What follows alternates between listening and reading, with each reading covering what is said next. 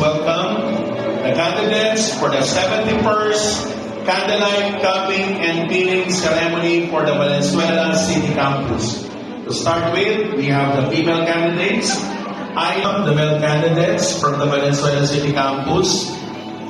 Franz Keanu L. Gonzalez.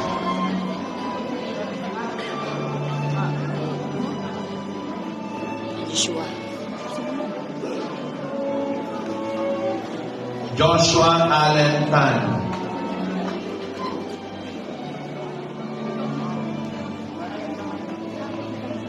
Jaime A. Tejero.